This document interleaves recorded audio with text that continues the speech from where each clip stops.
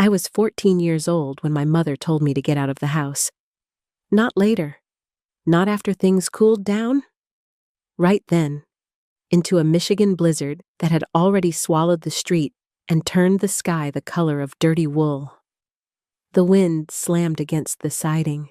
The windows rattled, and snow blew sideways so thick it erased the outlines of cars and trees. I stood in the hallway with my backpack on one shoulder, trying to understand how a normal winter afternoon had collapsed into something that didn't feel real. Before we go on, please subscribe and tell me in the comments where you're watching from. I really do read every comment. She said she couldn't live with a liar anymore, that I was sick, that I was a problem she had tried to help but couldn't fix. She said she had proof, money hidden in my room, pills I'd never seen, messages she claimed showed I was buying drugs. She said my older sister had found everything and brought it to her because she was worried about me. My stepfather stood behind her near the kitchen, arms crossed, eyes fixed past me like none of this involved him. He didn't argue. He didn't ask questions. He said nothing at all. That was his role in our house. Silence, dressed up as neutrality. The door opened, and the cold hit my face so hard it stole my breath. Snow rushed inside immediately, piling against my socks. My mother shoved my backpack into my chest, and before I could get another word out, the door slammed shut. I heard the deadbolt slide into place. That sound stayed with me longer than the cold did. I stood on the porch for a few seconds that felt stretched and unreal, waiting for the door to open again. Waiting for her to realize this had gone too far. Waiting for my stepfather to finally speak. Snow clung to my hair and melted down my neck, soaking into the thin hoodie I'd grabbed without thinking. The wind cut straight through it like it wasn't even there. The door never opened. My phone was still upstairs on my desk. I could picture it clearly, face down beside my homework. I had no coat, no gloves, no money.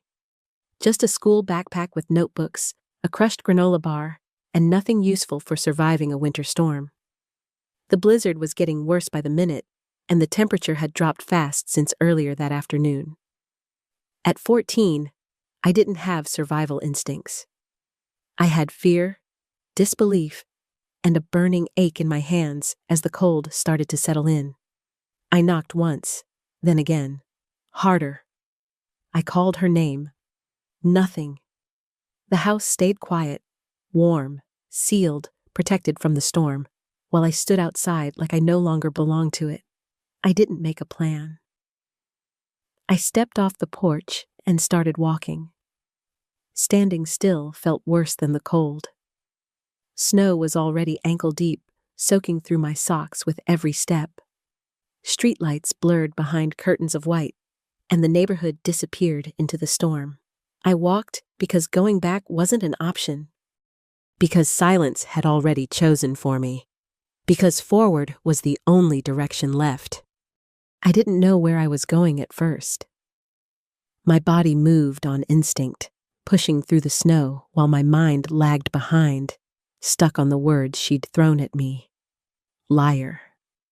Sick. Problem. They echoed with every step, mixing with the wind until I couldn't tell where my thoughts ended and the storm began.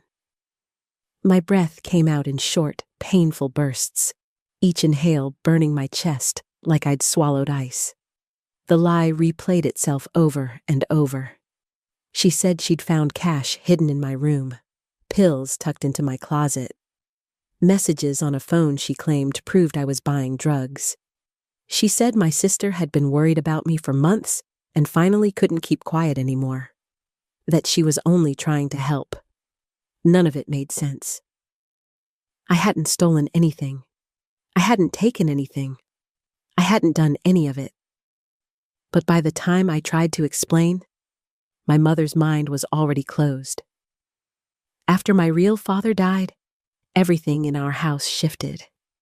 Grief settled in like dust, covering every surface. My sister became the responsible one, the helper, the child my mother leaned on. I became the reminder of what she'd lost. Without realizing it, I'd been assigned a role I never agreed to play. The difficult one. The problem. The one people expected to disappoint them.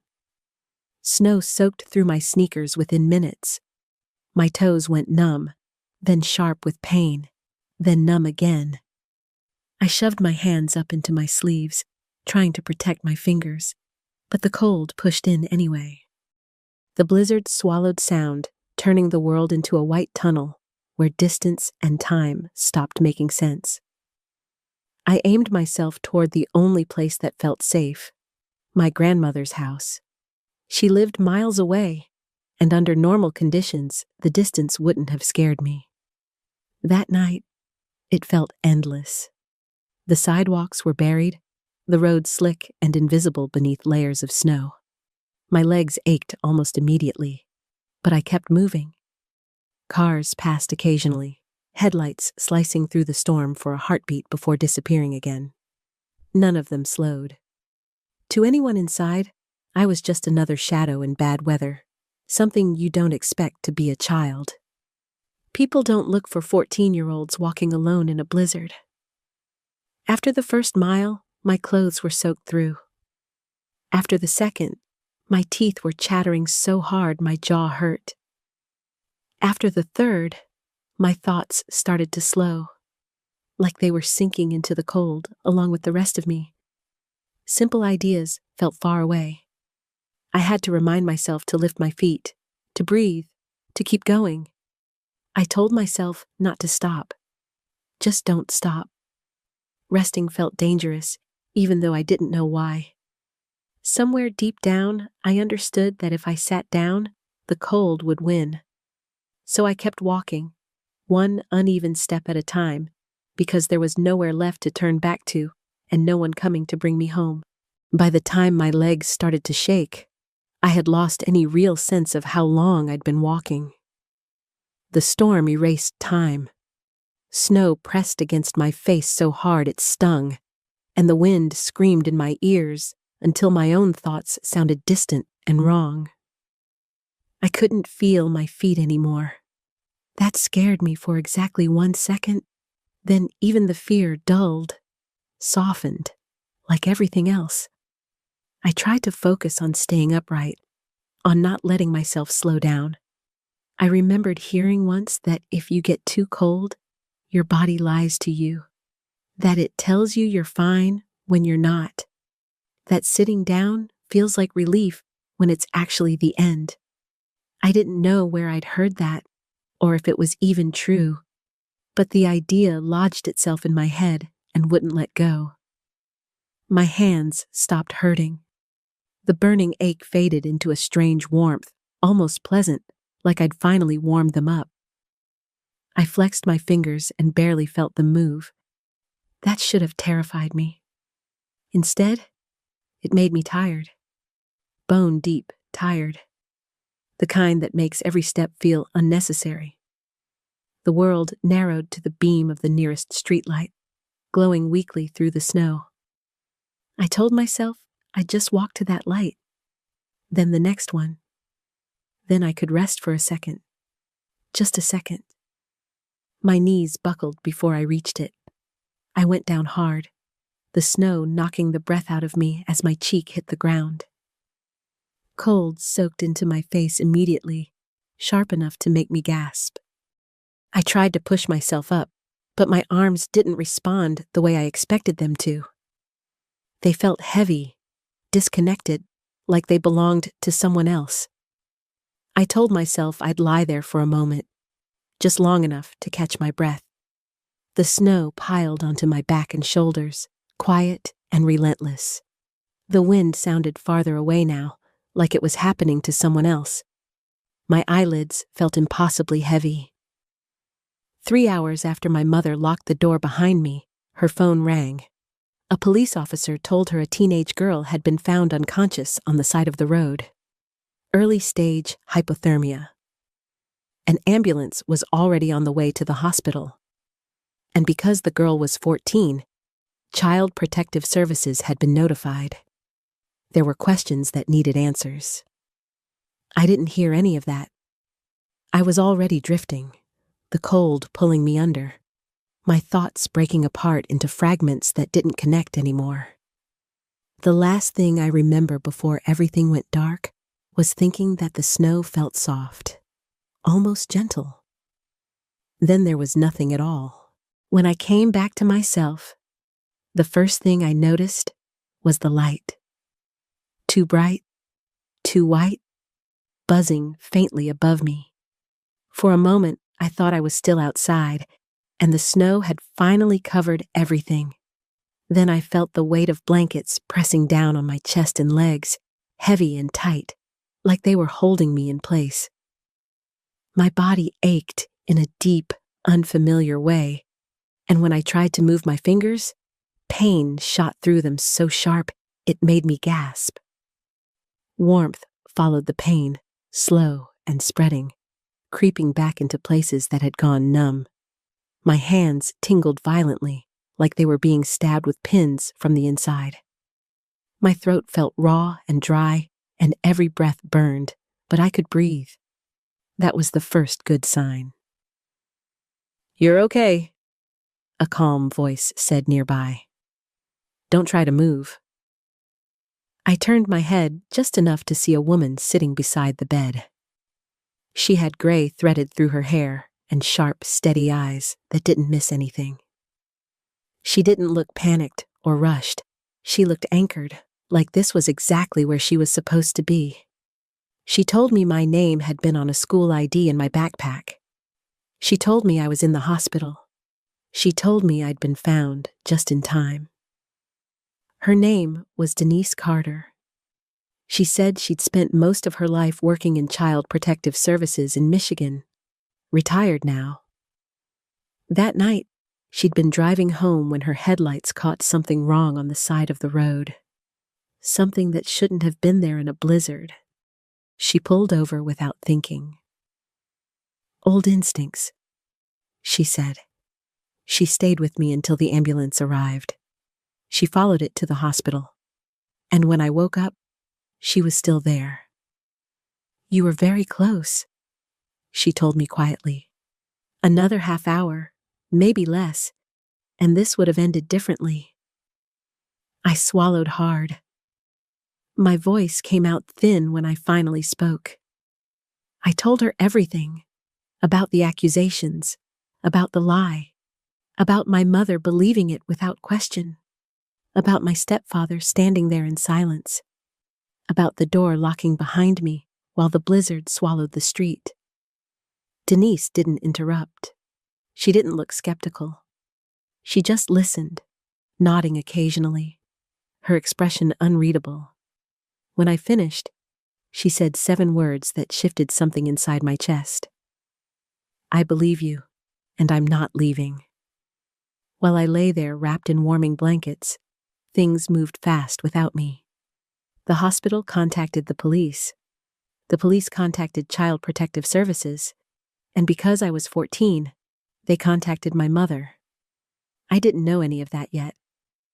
I only knew that my body was slowly coming back to me, and that for the first time that night, someone was sitting beside me who wasn't trying to decide whether I deserved to be saved. I didn't know it then, but the worst part of the night was already over. The storm outside was still raging, but inside that hospital room, something had finally shifted in my favor. A little after 10 that night, the door to my hospital room opened again. I felt it before I saw it, the shift in the air, the way Denise straightened slightly in her chair. My mother stepped in first, coat still dusted with snow, her expression tight and controlled. My stepfather followed a pace behind her, hands in his pockets, eyes already drifting toward the floor. She didn't rush to my side. She didn't ask how I was feeling. She stood near the foot of the bed, looking irritated, like this was an interruption she hadn't planned for. The kind of look adults get when something messy refuses to stay quiet. A uniformed police officer stood near the door, A CPS caseworker introduced herself and began asking questions immediately. Why had I been outside in a blizzard without a coat? Why no one had reported me missing? What evidence supported the accusations that led to me being thrown out of the house? My mother launched into her explanation. Pills, cash, messages, fear, concern. She spoke quickly, confidently at first, repeating the same phrases she'd used earlier, like rehearsed lines. She said she was only trying to protect me, that she'd had no choice, that she was scared. Denise watched her closely, saying nothing. When the questions got more specific, dates, times, where exactly things had been found, my mother's answers slowed. She glanced toward my stepfather once, like she expected him to help. He didn't. He stayed silent, just like he had at home, letting her carry the weight alone. Then Denise spoke. She didn't accuse anyone. She didn't raise her voice. She simply said that in her experience, truth holds up best when it's verified. That assumptions don't protect children. Facts do. She suggested calmly that everything be checked. Bank records, pharmacy records, phone records, school attendance, all of it. The room shifted. The CPS caseworker nodded. The officer made a note. My mother's face tightened in a way I hadn't seen before. Verification was not part of her plan. Before anyone could say more, the door opened again. My grandmother walked in, snow still clinging to her coat, cheeks red from the cold. She moved quickly, purposefully, straight to my bedside. She took one look at me, wrapped in blankets, IV in my arm, fingers trembling, and then she turned toward my mother. "What did you do?" she asked quietly. "To my granddaughter?" No one answered right away. My grandmother didn't yell. She didn't cry. She placed herself between me and my mother without hesitation, one hand resting on the bed rail like she was claiming me. The CPS caseworker explained the situation again, this time with my grandmother listening, asking sharp, precise questions of her own. Emergency placement was decided before the night was over. When they asked my grandmother if she could take me, she didn't hesitate. She signed the paperwork with a steady hand, then leaned down and kissed my forehead. "You're coming home with me," she said. "You're safe now." For the first time since the door had locked behind me, I believed it. The investigation didn't drag on the way I feared it would. Once adults who knew how to look started asking the right questions, everything unraveled quickly. Lies are fragile when they're exposed to daylight. They rely on silence and speed, and suddenly there was neither. The cash my mother claimed I'd been stealing turned out to come from a single ATM withdrawal, made the same afternoon I was still sitting in class. Bank records showed the exact time. Surveillance footage showed my older sister at the machine, her face clear, her car parked right behind her. There was no confusion, no interpretation, just facts. The pills were next. The bottles planted in my room were traced back to a prescription in my sister's boyfriend's name. The pharmacy confirmed it. Dates didn't line up. Neither did the story about how they'd supposedly disappeared. When pressed, explanations turned vague, then defensive, then stopped altogether. The messages my mother swore proved I was buying drugs came from a prepaid phone purchased days earlier at a gas station near my sister's gym. Security cameras caught her buying it.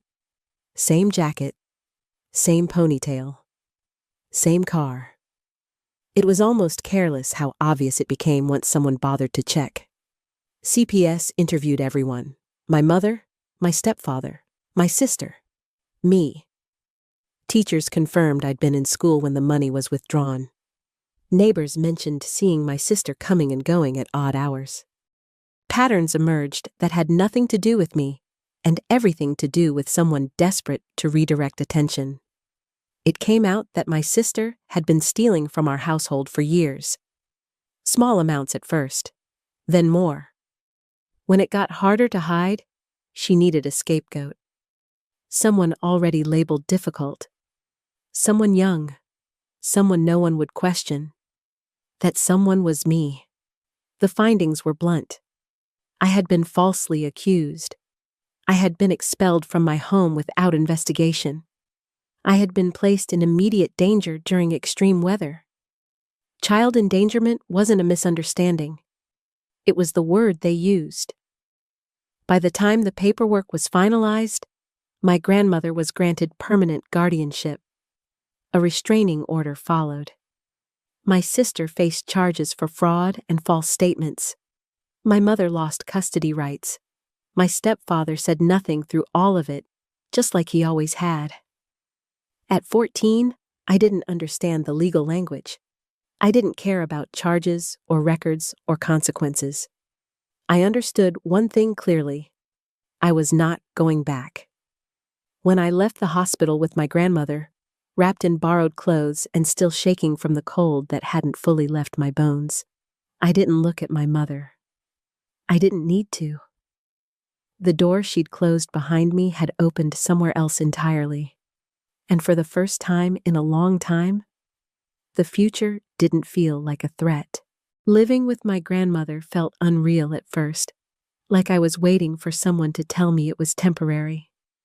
Like any minute, another adult would decide I was inconvenient and send me somewhere else. But days passed, then weeks, and nothing like that happened. The house stayed warm. The lights stayed on. The doors stayed locked at night for the right reasons. She didn't interrogate me. She didn't demand explanations or apologies. She asked what I wanted for breakfast and whether I preferred my tea sweet or plain. Simple questions. Normal questions. The kind that quietly tell you that you're allowed to exist without defending yourself. I slept more than I ever had. Not all at once, but deeply. The kind of sleep where your body finally believes it's safe enough to let go. At first, the wind still woke me up. Any rattling sound outside made my heart race. But my grandmother would already be up, moving around the kitchen, humming softly, the smell of coffee drifting down the hall. Each morning, like that, rewired something in me. School changed too. New district, new teachers. No history attached to my name. I wasn't the troubled one, or the problem kid. I was just another student, quiet, polite, a little guarded. Teachers noticed I worked hard. That was it. No whispers, no assumptions. Therapy became part of my routine. I didn't like it at first. Talking felt dangerous, like if I said the wrong thing, I'd be blamed all over again. But slowly, I learned words for what I'd lived through. Neglect, scapegoating, emotional abandonment. I learned that being hurt didn't make me weak. It made me human. My grandmother never badmouthed my mother or my sister. She didn't need to. She focused on building something solid in the space where everything else had collapsed. She celebrated small wins like they were milestones, a full night's sleep, a good grade, a laugh that came without tension. Winter came and went. Snow piled up against the windows. Storms raged outside while we stayed in, warm and fed and safe. Each blizzard passed without incident, and with each one, my body learned a new truth. Cold didn't always mean danger. By the time spring arrived, I understood something I hadn't at 14. Being thrown out didn't mean I was unwanted. It meant the people who were supposed to protect me didn't know how to love responsibly. That realization didn't make me angry. It made me free. By the time I turned 15, my life had settled into something that felt steady instead of sharp. The court hearings were over. The paperwork was finalized. My grandmother was my legal guardian in every way that mattered. There were no more surprise phone calls, no more waiting for adults to decide what would happen to me. For the first time since my father died, I knew where I belonged. Living with my grandmother taught me things no one else ever had. Not through lectures, but through consistency. She woke up at the same time every morning. She cooked real meals. She kept receipts, filed paperwork, and followed rules not out of fear, but because preparation mattered. She used to say that chaos thrives where no one is paying attention. I believed her. I started to notice how different safety feels from control. In my old house, rules changed depending on someone's mood. Accusations replaced conversations. Silence replaced responsibility. With my grandmother, expectations were clear and stable. If I made a mistake, we talked about it. If something went wrong, we fixed it. No yelling, no threats, no doors being slammed. School became easier when I wasn't constantly bracing for punishment. My grades improved. Teachers trusted me. I joined after-school programs just to stay busy, to feel normal. I didn't talk much about my past. I didn't need to. My present finally had room to exist on its own. There were moments when anger crept in, usually late at night. Anger at my mother for believing a lie. Anger at my stepfather for standing by while it happened. Anger at my sister for choosing money over family. Therapy helped me understand that anger wasn't dangerous. It was information. It showed me where my boundaries were forming. I learned that forgiveness wasn't something I owed anyone. It was something I could choose later, if I wanted, for my own peace. No one pressured me. My grandmother never once said I should try to understand or reconcile. She said, "Healing comes first. Everything else can wait." Winter returned, just as brutal as the last, but it no longer owned me. When blizzards hit, we stayed inside. We made soup. We listened to the wind without fearing it. Each storm passed, and with it, a little more of the fear that had lived in my bones. At 14, I'd learned how fast a life could fall apart. At 15, I was learning something just as important. A life could be rebuilt. Slowly, carefully, and on my own terms.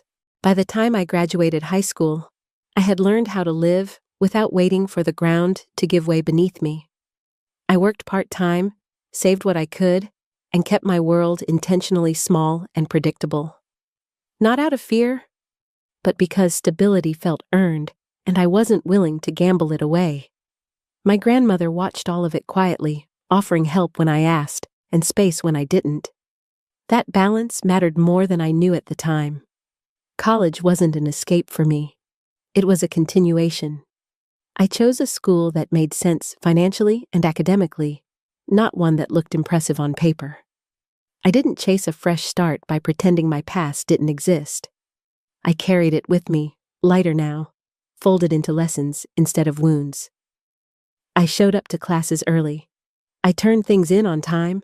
I learned how to ask questions without apologizing for taking up space. There were moments when the old reflexes tried to return. A raised voice in a hallway. A sudden accusation in a group project. My body would tense before my mind caught up. But then I'd breathe.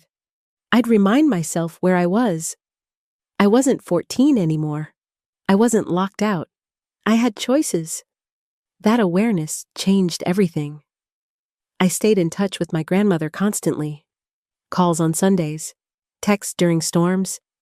She never asked if I was okay in a way that implied doubt. She asked because she cared. When I told her about good grades or a job offer, she didn't act surprised. She acted like she'd expected it all along. That quiet confidence in me became something I learned to mirror. I didn't tell many people my story. Not because I was ashamed, but because it wasn't necessary. I wasn't defined by the worst night of my life anymore. I was defined by how I lived afterward. By consistency. By follow-through. By the refusal to let chaos decide who I became. Winter came and went while I was at school. Snow piled up on campus, beautiful and inconvenient. I walked through it with gloves on, coat zipped, phone charged, knowing exactly where I was going. The cold no longer felt personal. It was just weather. And somewhere between exams and late-night study sessions, I realized something simple and powerful. I wasn't surviving anymore. I was building. After college, life unfolded without drama, and that surprised me more than anything else. I'd spent so many years braced for impact that the absence of crisis felt unfamiliar at first. Nothing exploded. No one turned on me overnight. The ground stayed solid beneath my feet. Stability wasn't loud, but it was constant, and I learned to trust it. I moved to a new city for work, far enough from my childhood that streets no longer carried memories. I rented a small apartment, furnished it slowly, deliberately. A couch I could afford, a table that didn't wobble, extra blankets folded neatly in a closet, practical things that made me feel anchored. I kept my life orderly, not because I was afraid of chaos, but because I respected how quickly disorder can turn dangerous when no one is paying attention. My career grew the same way. No shortcuts, no flashy leaps. I showed up, did the work, asked questions when I didn't understand something, and learned how to say no when a situation felt wrong. People noticed, not because I demanded recognition, but because consistency is hard to ignore. Promotions came. Responsibility followed. I handled both without letting them swallow me. I built relationships carefully. I paid attention to how people reacted when I set boundaries, who respected them without argument, who tried to push past them with charm or guilt. I didn't debate my limits anymore. I adjusted distance instead. That alone filtered my world down to people who were safe to be around. My grandmother grew older, but she never stopped being my center. We talked often about ordinary things, about weather, about work, about recipes she wanted me to try. She didn't hover. She didn't worry out loud. She trusted me to live my life, and that trust felt like the final piece of everything she'd given me. Not just protection, but belief. Years passed without any word from my mother or my sister. The silence didn't feel like a wound. It felt like an ending that didn't need commentary. I had stopped waiting for accountability to arrive wrapped in apologies. I understood by then that some people never face what they've done, and that my life didn't have to pause for that reckoning. Winter still came every year. Snow still fell. Storms still disrupted schedules and closed roads. But none of it shook me. I was prepared. I was warm. I was exactly where I'd chosen to be. Looking back, I could see the clear line between who I'd been forced to become and who I'd decided to be. One was built on fear, the other on intention. And intention, I learned, is stronger than any storm. Years went by quietly, and that quiet became one of the greatest gifts of my life. I stopped measuring time by crises and started measuring it by seasons, by projects finished, by relationships that deepened instead of fractured, by winters that came and went without changing anything fundamental about who I was or where I stood. I learned to recognize peace when it showed up. Not the dramatic kind people talk about, but the steady kind that settles into your body when you're no longer waiting for something bad to happen. I could sit in silence without feeling uneasy. I could hear raised voices on the street without my chest tightening. My nervous system finally understood that danger wasn't constant anymore. I became careful about what I let into my life. Not guarded in a fearful way, but intentional. I paid attention to patterns, to how people behaved when they were stressed, disappointed, or inconvenienced. I stopped explaining myself to people who treated boundaries like negotiations. The right people didn't ask me to justify them. My grandmother remained my anchor through all of it. Even when she slowed down, even when her memory slipped on small things, her values never did. She still believed children should be protected first and questioned later. She still believed silence in the face of harm was a choice. She still believed love was something you showed, not something you claimed. We talked often about ordinary things. The weather, her neighbors, my work. Sometimes, when winter storms rolled in, she'd pause and say, "You're safe, right?" And I'd smile and tell her yes. Every time. Because it was true. I thought less and less about the night I was thrown out. Not because it stopped mattering, but because it stopped defining me. It became context, not identity. A chapter, not the whole book. I could acknowledge it without being pulled back into it. I understood now that what saved me wasn't just luck. It was attention. Someone choosing to notice, someone choosing to stop, and a woman who chose, every single day afterward, to make sure I never felt disposable again. That understanding shaped how I moved through the world. I noticed people. I asked questions. I didn't assume someone else would step in. I didn't look away when something felt wrong. I knew too well what happens when everyone waits. The blizzard took one night from me. What followed gave me everything else, and I carried that forward, quietly, deliberately, into the life I chose to keep building. Not everything in my life stayed untouched by the past. Every now and then, something small would crack it open. A familiar street name, a news story about a child left behind, the sound of wind rattling a window late at night. When that happened, I didn't spiral. I noticed it. I let the feeling pass through instead of swallowing me whole. That was new. That was growth. I learned that healing doesn't erase memory. It changes your relationship to it. The blizzard never disappeared from my mind, but it stopped being a place I lived. It became a place I visited briefly, then left behind again. I didn't punish myself for remembering. I didn't romanticize surviving either. I just accepted that it had shaped me, and that was enough. As I got older, people sometimes asked where I learned to be so careful, so prepared. I never knew how to answer without giving them a version of the truth that felt too small. How do you explain that your sense of responsibility was forged the night adults failed you? That you learned early how dangerous assumptions can be? That you learned safety is something you build, not something you expect? I carried those lessons into everything. Work, relationships, friendships. I paid attention to follow through. I noticed who stayed consistent and who disappeared when things got uncomfortable. I stopped mistaking intensity for care. Calm became my measure. Reliability became my standard. My grandmother watched all of this quietly. She never took credit. She never reminded me of what she'd done for me.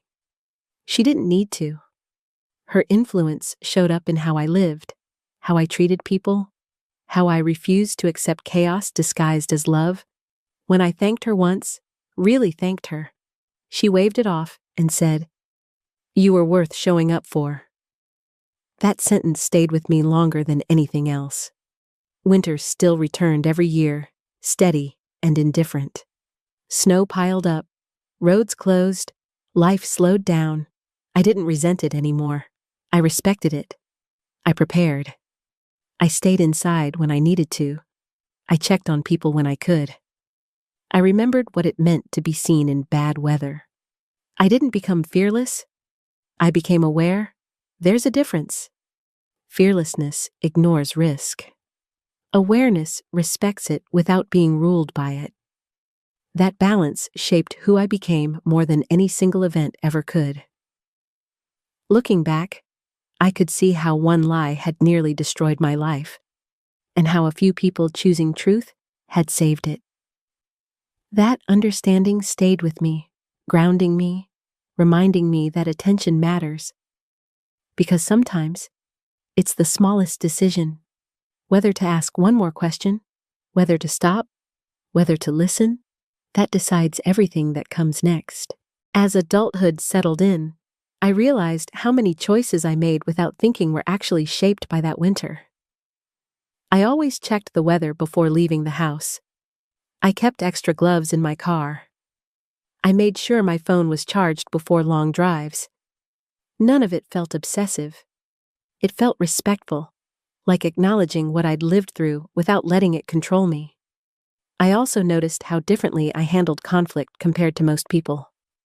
I asked questions early. I didn't let misunderstandings linger. If something felt off, I addressed it instead of swallowing it.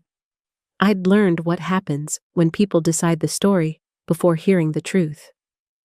I refused to participate in that kind of harm, whether as the target or the bystander. Work gave me structure, but it also gave me confidence. Each year, I trusted myself more. I took on responsibility without fearing it would be used against me. I learned how to advocate for myself calmly and clearly. No raised voice, no drama, just facts, boundaries, and follow-through. That approach opened doors I never expected to walk through. Relationships followed the same pattern. I didn't rush closeness. I paid attention to consistency instead of promises. I noticed how people treated others when there was nothing to gain. I walked away early from situations that felt familiar in the wrong way. Not out of panic, but out of self-respect. I knew the cost of ignoring red flags, and I wasn't willing to pay it again. My grandmother watched all of this with quiet pride. She never asked if I was happy in a way that demanded reassurance. She asked because she wanted to know. When I told her about milestones, a promotion, a new apartment, a trip I'd planned, she smiled like none of it surprised her. Like this was always the outcome she expected. Sometimes, late at night, I thought about the version of me who'd stood on that porch at 14, snow soaking into her socks, waiting for a door that never opened. I didn't feel sorry for her anymore.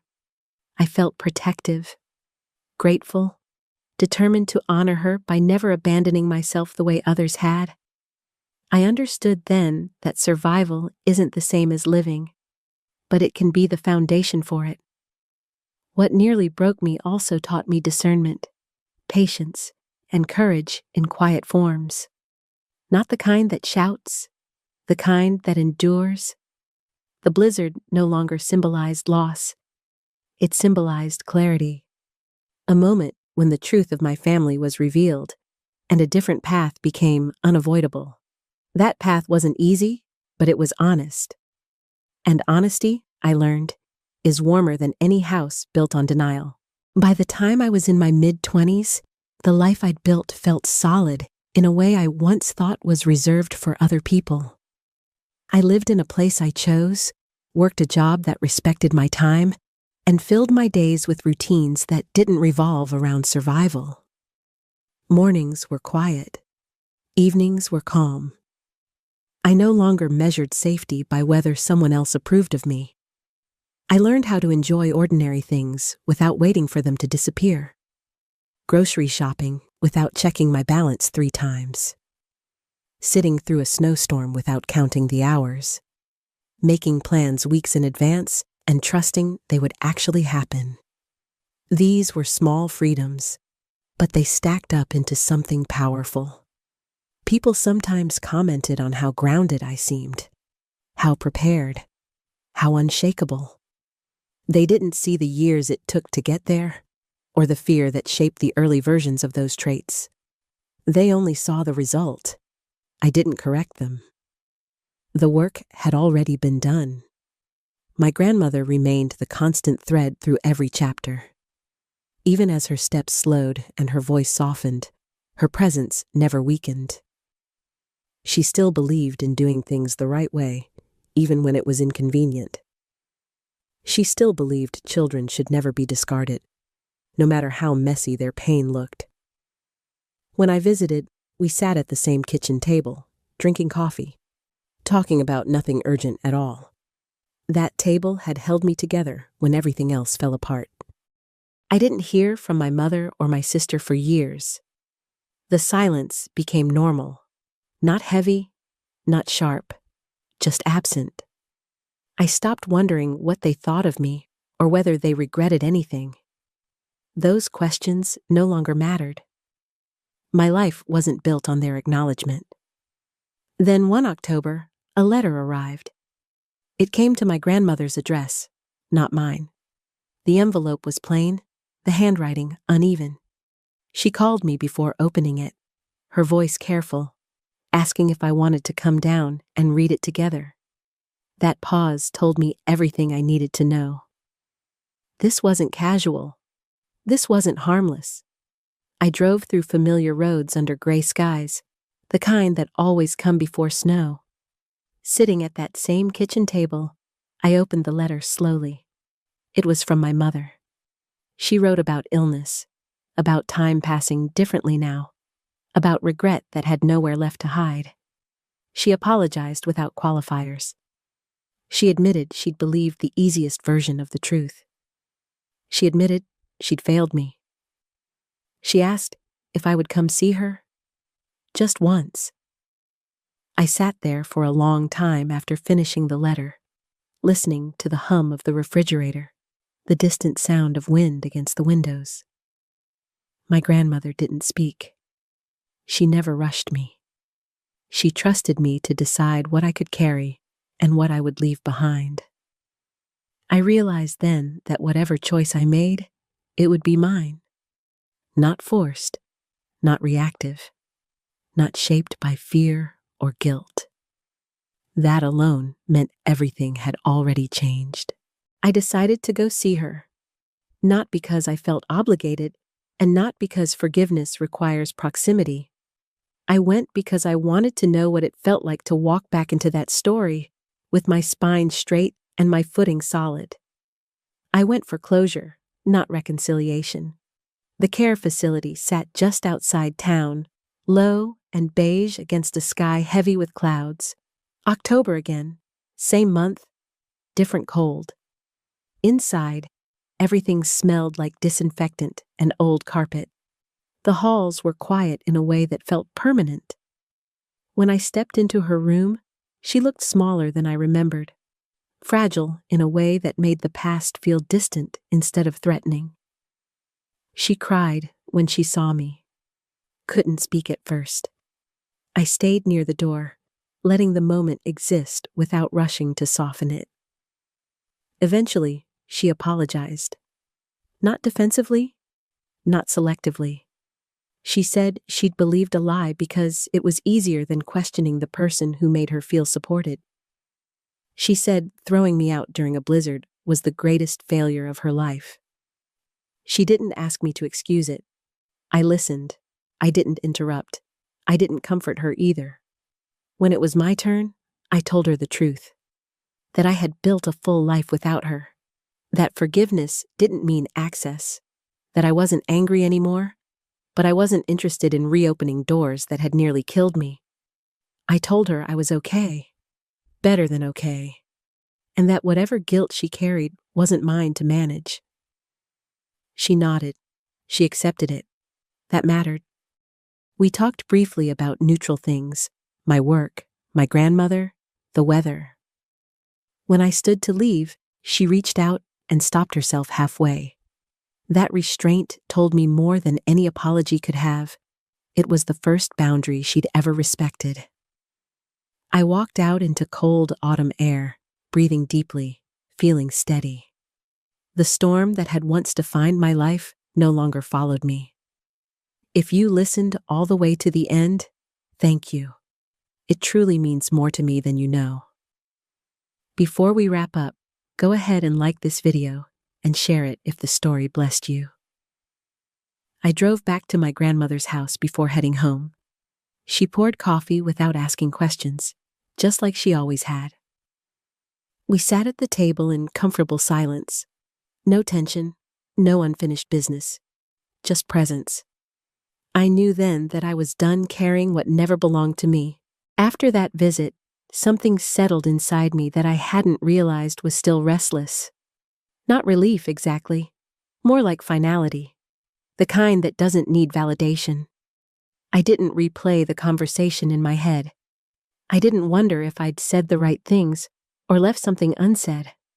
For once, the past stayed where I'd put it. Life moved forward without any dramatic shift. And that felt right. Healing didn't announce itself. It showed up quietly, in ordinary moments. In the way I slept through the night without dreaming of snow. In the way raised voices no longer made my pulse spike. In the way October arrived without tightening my chest. I returned to my routines with an ease I hadn't expected. Work stayed demanding but manageable. I focused on projects, mentored younger coworkers, and trusted my instincts without second-guessing them. The confidence I'd built wasn't loud. It didn't need to be. It showed up in decisions made calmly and boundaries enforced without apology. My grandmother and I talked after the visit, not about details, but about the feeling of it. She asked one question: "Are you okay?" I told her yes, and for the first time, I didn't feel the need to qualify that answer. She nodded, satisfied, like she'd been waiting to hear exactly that. Winter crept in again, slowly this time. The first snow fell overnight, soft and quiet, blanketing everything without violence. I watched it from my window with a cup of coffee in my hands, warmth seeping into my fingers. The contrast wasn't lost on me. Years ago, snow had meant danger. Now it meant stillness. I thought about how many versions of myself had existed between then and now. The frightened 14-year-old, the guarded teenager, the cautious college student, the deliberate adult. None of them were wasted. Each one had carried me forward when the next step wasn't clear yet. I didn't feel triumphant. I felt complete. There was no urge to reach out again. No need to reopen what had already closed. Forgiveness had done its work, not by fixing the past, but by loosening its grip. I hadn't reclaimed family. I'd reclaimed myself, and that turned out to be enough. The weeks that followed blended into something steady and real. Nothing spectacular happened, and that was exactly the point. My life no longer needed dramatic turning points to feel meaningful. I woke up, went to work, came home, cooked dinner, and slept without fear. The ordinary rhythm felt like a quiet victory. I started noticing how differently I carried myself. I didn't rush anymore. I didn't apologize for existing. When something felt wrong, I trusted that feeling and acted on it without waiting for permission. That confidence wasn't something I'd been born with. It had been built layer by layer through survival, protection, and choice.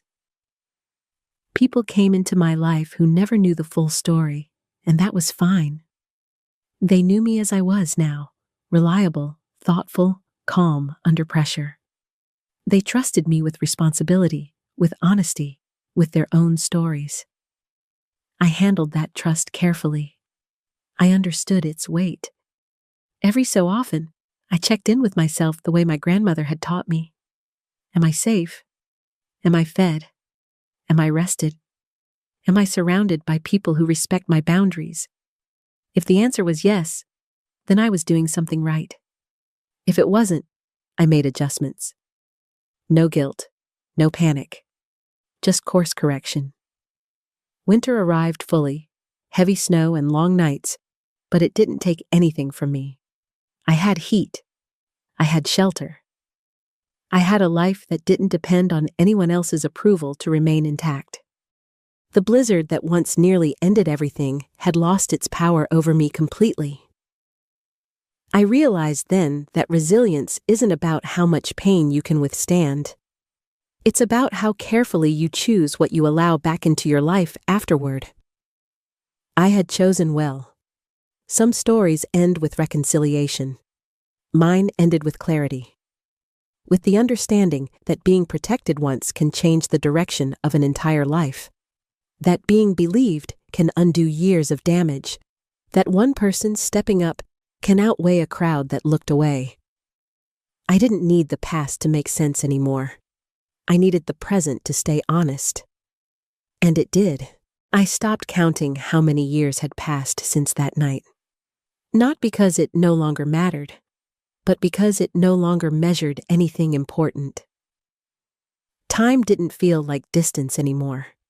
It felt like growth, like proof. When people talked about family, I listened without flinching. I no longer felt the urge to compare my story to theirs or to explain the gaps.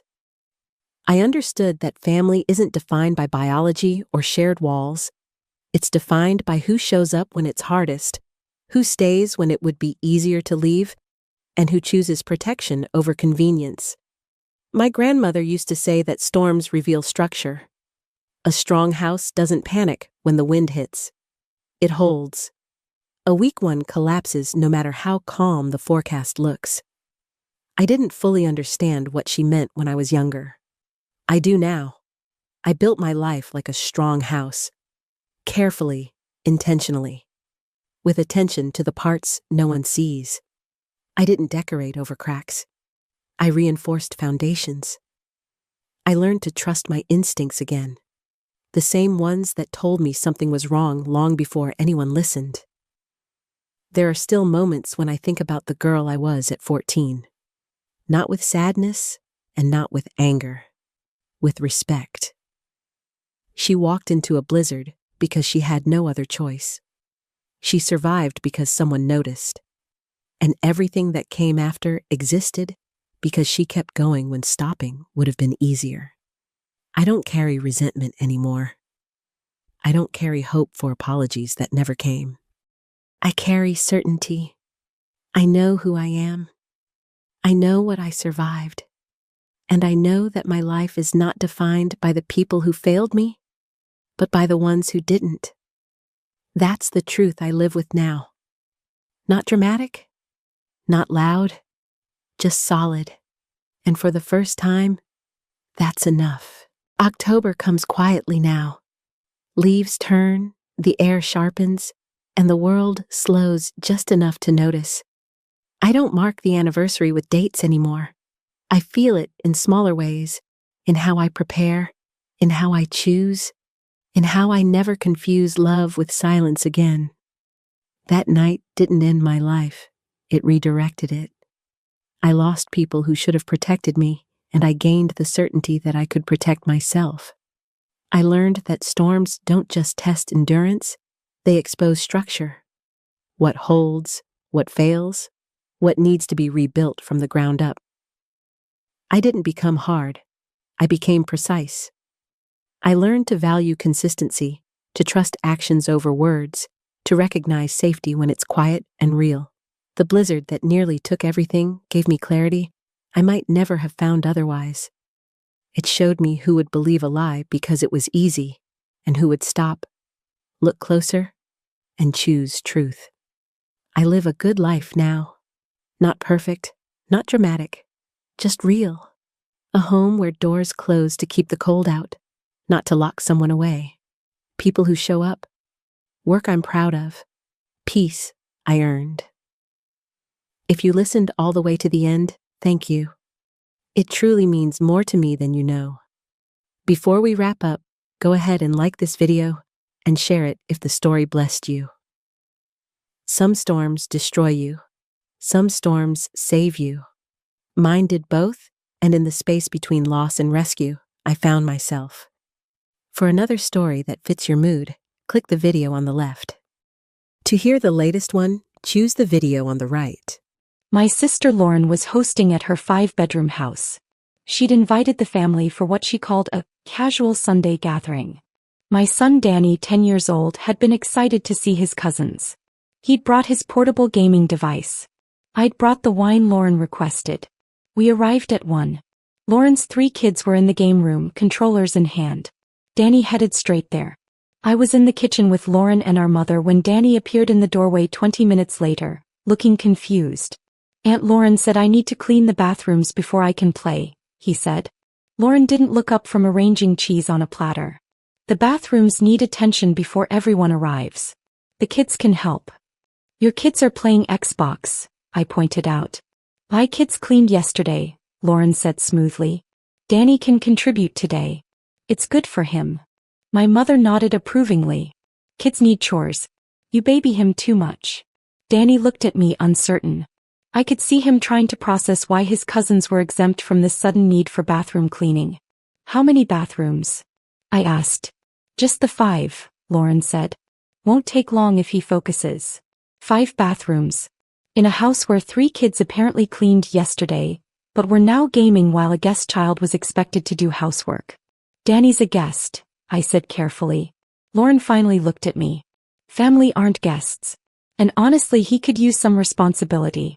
When's the last time he had to do real work? He has chores at home. Like what? Making his bed. My mother laughed. That's not real work. This is teaching life skills. Danny stood there waiting for me to fix this. But Lauren was already handing him cleaning supplies and my mother was nodding along, and I could feel the familiar family dynamic settling into place. The one where I was the overprotective mother, too soft on my son, and they were the practical ones teaching important lessons. It's fine, Danny said quietly, taking the spray bottles and rags. I'll do it. Good boy, my mother said. See? He understands. I watched Danny walk toward the first bathroom, shoulders slumped, and felt something harden in my chest. But I said nothing. I just smiled and turned back to the cheese platter. The afternoon progressed. More family arrived. Lauren's husband fired up the grill. The cousins rotated between the pool and the game room. And Danny cleaned bathrooms. I checked on him once. He was scrubbing the 3rd bathroom, his hands red from the cleaning chemicals, hair damp with effort. Through the window I could hear his cousins laughing in the pool. Almost done? I asked. He nodded. Aunt Lauren said to make sure I get behind the toilets and clean all the mirrors without streaks. Did she? She said her cleaning lady always does it that way, so I should too. He looked up at me. Mom, why do I have to clean when Tyler and Mason and Emma get to play? Because Aunt Lauren asked you to. But that's not fair. I know, buddy. Are you going to say something? I should have marched downstairs and told my sister that exploiting a 10-year-old guest was unacceptable. But I knew how it would go. I'd be accused of overreacting, of not letting Danny learn responsibility, of making everything about fairness when life isn't fair. Finish up, I said instead. Then you can swim. By the time Danny completed all 5 bathrooms, it was nearly 5 o'clock. He'd spent almost 4 hours cleaning while his cousins enjoyed the party. When he finally came downstairs in his swim trunks, my mother stopped him. Let me see your work, she said. She inspected all 5 bathrooms with Danny trailing behind her, then returned to announce, Good job. See what you can do when you apply yourself. Maybe your mother will have you do this at home now. Danny's eyes found mine. I saw the question there, the confusion about why I wasn't defending him. Go swim, I said softly. He had 30 minutes in the pool before we left. 30 minutes of fun after 4 hours of work. His cousins had had 6 hours. On the drive home, Danny was quiet. Then, why did I have to clean and they didn't? Because sometimes family isn't fair. That's not an answer. He was right. It wasn't. But I didn't have a better one yet. That night, after Danny was asleep, my phone buzzed. A text from my mother. Stop spoiling him. Skip Sunday. Sunday was the big family barbecue at my parents' house. The monthly gathering where everyone was expected to attend. I stared at the message for a long moment, then typed, Like your housekeeping service? I set the phone down and made myself tea. I knew what was coming. 10 minutes later, my phone started ringing. Lauren first. Then my mother. Then my father. Then my brother. Then Lauren again. I let them all go to voicemail. The texts started accumulating. What do you mean about the housekeeping service? Is this a threat? Call me immediately. You can't be serious. This is insane. By 2 a.m. I had 43 missed calls. I'd turned off the ringer hours ago. In the morning I'd handle it. For now, I let them panic. I woke at 7 and made coffee before checking my phone. The voicemails were increasingly frantic. My mother demanding explanations, Lauren alternating between anger and confusion, my father gruffly ordering me to explain yourself. The last voicemail was from Lauren. I looked up your business license. You own CleanCo Premium Services? That's the company we all use. You need to call me right now. I texted back, come to my office. 9 a.m. Bring mom. I'd founded CleanCo Premium Services 8 years ago, starting with a single van and 3 employees. Now we had 42 employees, 12 commercial accounts, and over 200 residential clients. We were the premier housekeeping service in the area, known for reliability and thoroughness. Lauren used us twice a week. My mother used us weekly. My brother had a monthly deep clean service. My aunt contracted us for her rental properties. Collectively, my family represented about $8,000 in monthly recurring revenue. More importantly, they all had standing contracts I'd personally arranged, with discounted rates I'd authorized, using crews I'd scheduled to prioritize their properties. My office was in a small professional building downtown. When Lauren and my mother arrived at 9 a.m., they seemed surprised by the space. The reception area with its comfortable seating, the staff moving efficiently through the hallway, the fleet of company vans visible through the back windows. You own all this? My mother said. Yes. My office was at the end of the hall. I gestured them inside and closed the door. How long have you owned this company? Lauren asked. 8 years. And you never told us? You never asked what I did for work. When I mentioned I ran a cleaning company, you assumed I was a cleaning lady. I didn't correct you. My mother's face flushed. That's deceptive. Is it? Or did you just make assumptions based on what you expected from me? Lauren leaned forward. What does this have to do with Danny cleaning bathrooms? I opened my laptop and pulled up their account files. You use our services twice weekly, Tuesday and Friday. We send a crew of 3. They spend approximately 4 hours at your house each visit. You pay $320 per visit, but your actual rate should be $450. I've been giving you a 40% family discount. Okay, Lauren said slowly. So yesterday you had my 10-year-old son spend 4 hours cleaning your bathrooms using techniques you specifically said your cleaning lady uses. You made him work while your children played. You had him do this as a guest at a family gathering. It was just chores. Character building. It was exploitation. And it was particularly ironic given that I own the company that actually cleans your house twice a week. My mother interrupted. You're not seriously upset about this. Kids need to learn responsibility. Your grandchildren were playing video games for 6 hours while their cousins scrubbed toilets. Don't talk to me about responsibility. I turned my screen toward them. Here's your service agreement, Lauren. And yours, Mom. Both contracts include a 60-day termination clause, but there's also a provision for immediate termination if the client relationship becomes untenable. Lauren's eyes widened. You're canceling our service? I'm terminating all family contracts, effective immediately. You'll receive formal notice by end of business today. That's insane, my mother said. Over one afternoon? It's not about one afternoon. It's about values. You treated my son like unpaid help while praising it as life skills. You saw nothing wrong with a child guest doing manual labor while your grandchildren were exempt. And when I objected, you told me to skip family events because I spoil him. We were teaching him. You were using him. And the irony of you using my son's free labor while paying my company thousands of dollars a month to do the exact same work isn't lost on me. Lauren stood up. You can't do this. I have people coming over next week. I need the cleaning crew. You can hire another service. There are several in the area. Not as good as yours, my mother said quietly. She was starting to understand. No, I agreed. Not as good. We're the best because I built this company from nothing. I trained every employee personally. I established quality standards that other services don't match. My crews don't miss appointments, they don't cut corners, and they treat clients' homes with respect. And you're willing to throw that away because of a misunderstanding? Lauren's voice was rising. I'm not throwing anything away. Your accounts represent less than 4% of my revenue. I'll easily replace them with new clients who won't exploit my son while using my services. My mother tried a different approach. What about Sunday? The family barbecue. Danny and I won't be attending. You're really going to split the family over this? I'm not splitting anything. I'm establishing boundaries. If you want to rebuild this relationship, you can start by apologizing to Danny. A real apology, not a justification about life skills. And if we do that, you'll restore our service? Lauren asked. No. The service contracts are terminated regardless. But you might maintain a relationship with your nephew. That's worth more than housekeeping, isn't it? The silence that followed was heavy. My mother's hands were clasped tightly in her lap. Lauren's jaw was set, angry but also calculating. I could see her trying to figure out if I was bluffing. The termination notices will be sent this afternoon, I said.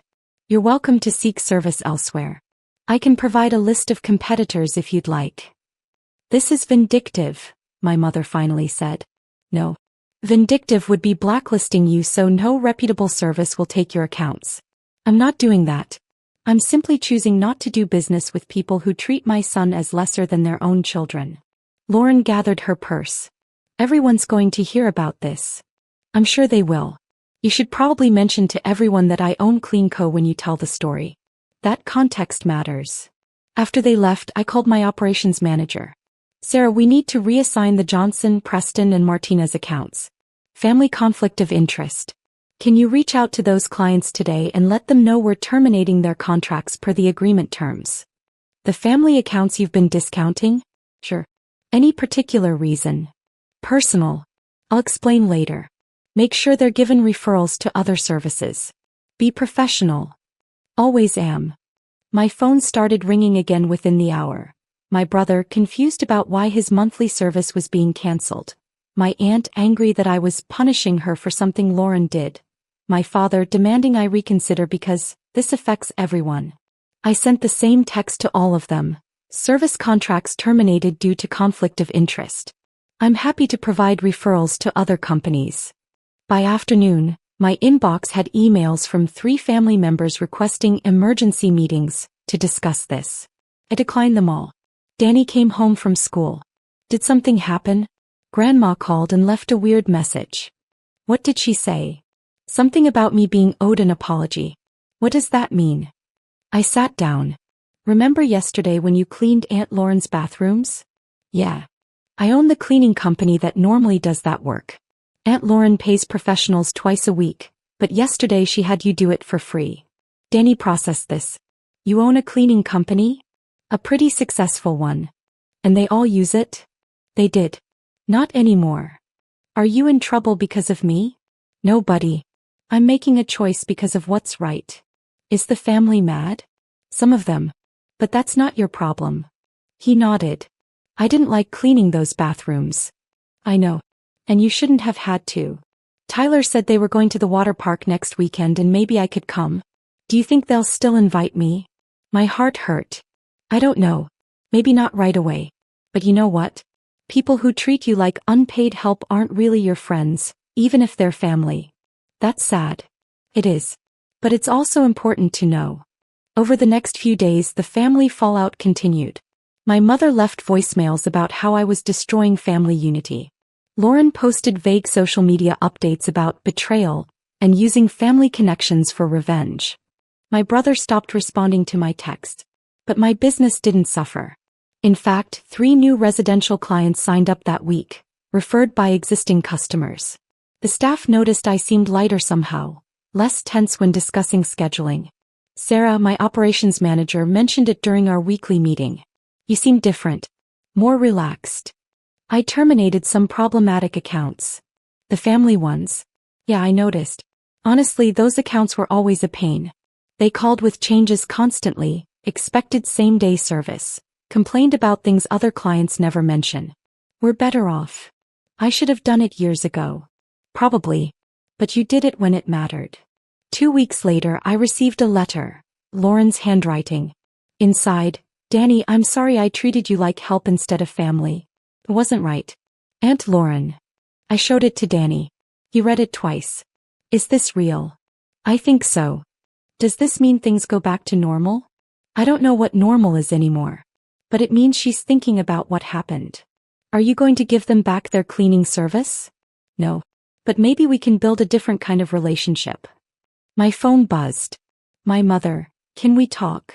I replied, when you're ready to really listen, yes. Her response came later. Sunday dinner. Just us. Danny too. 6 p.m. We'll bring dessert. We'd see where it went. But this time on our terms with clear boundaries. Or we wouldn't go at all. Thank you for listening to this story until the end. Hopefully every moment in the story has touched your heart, brought you some reflection, some emotion, and hope.